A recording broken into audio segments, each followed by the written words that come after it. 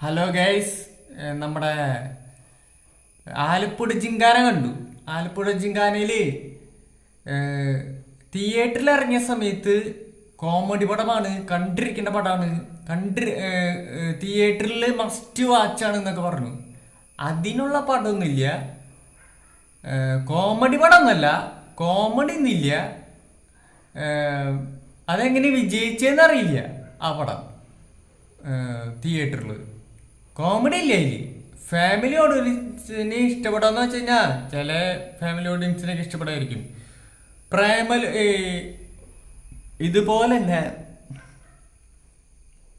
നമ്മുടെ പ്രേമലു ഇതുപോലെ തന്നെ പറഞ്ഞു കോമഡി പടമാണ്, നല്ല രസമുണ്ട് എന്ന് പറഞ്ഞു. OTT ഇറങ്ങിയപ്പോൾ, പ്രേമലു OTT ഇറങ്ങിയപ്പോൾ എൻ്റെ കൂട്ടുകാരന്മാർ കുറച്ച് പേര് എന്നോട് പറഞ്ഞുണ്ട്, ആ പ്രേമലു തമാശ ഒന്നുമില്ല, ജസ്റ്റ് ഒന്ന് നേരം പോക്കിനൊന്നും കണ്ടിരിക്കാം അത്ര ഉള്ളോ എന്ന് പറഞ്ഞു. അതുപോലെ തന്നെ ആലപ്പുഴ ജിങ്കാന, എനിക്കത് തന്നെ പറയാനുള്ളൂ. ജസ്റ്റ് ആവറേജ് പടം അത്ര ഉള്ളൂ, അല്ലാണ്ട് കോമഡി ഒന്നുമില്ല. കോമഡി പ്രതീക്ഷിച്ചിട്ട് ആരും ആലപ്പുഴ ജിങ്കാന കാണാൻ പോണ്ട. കോമഡി ഒന്നുമില്ല. മറ്റുള്ളവർ പറയുന്ന കോമഡി ഒന്നുമില്ല, വെറുതെ നേരം പോക്കിന് കണ്ടിരിക്കാം അത്ര ഉള്ളൂ. പടക്കളം സിനിമ കണ്ടു. പടക്കളം സിനിമ തിയേറ്ററിൽ റിലീസായ ദിവസം എല്ലാവരും പറഞ്ഞു കോമഡി പടമാണ്, മറ്റേതാണ് മറിച്ചതാണെന്ന്. കോമഡി ഉണ്ട്, ഇല്ലാന്ന് ഞാൻ പറയണല്ലേ, ഒരു 5-6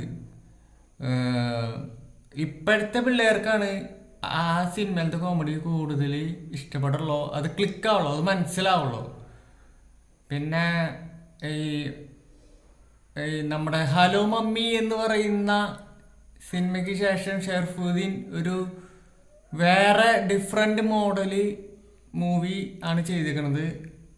നമ്മുടെ എനിക്ക് ഈ സിനിമ പടക്കളം എന്ന് പറയുന്ന സിനിമ കണ്ടപ്പോൾ നമ്മുടെ ഷൈൻ ടോം ചാക്കോയുടെ ഇതിഹാസ എന്ന് പറയുന്ന സിനിമയില്ലേ, ആ സിനിമ ഓർമ്മ വന്നു. അതിലാണ് പെണ്ണാണ്, ഇതിൽ അങ്ങോട്ടും ഇങ്ങോട്ടും 3 പേര് അങ്ങോട്ടും ഇങ്ങോട്ടും ചേഞ്ച് ആവണ്. വലിയ വ്യത്യാസമൊന്നുമില്ല. ഒരു ഫാമിലി ടച്ചൊന്നുമില്ല. ഫാമിലി ഓഡിയൻസിന് ഇഷ്ടപ്പെടില്ല, നമ്മുടെ ഇപ്പോഴത്തെ യങ്ങേഴ്സിന് ഇഷ്ടപ്പെടും. ഫസ്റ്റ് ഹാഫ് വലിയ സുഖമൊന്നുണ്ടായില്ല. സെക്കൻഡ് ഹാഫാണ് പടം അങ്ങോട്ട് കയറി കൊളത്തണത്. സെക്കൻഡ് ഹാഫ് സൂപ്പറായി. സെക്കൻഡ് ഹാഫാണ് ശരിക്കും കഥ തുടരണത്. പടക്കളം എന്ന് പറയുന്ന ടൈറ്റിലിന് നീതി പുലർത്തുന്നത് സെക്കൻഡ് ഹാഫാണ്.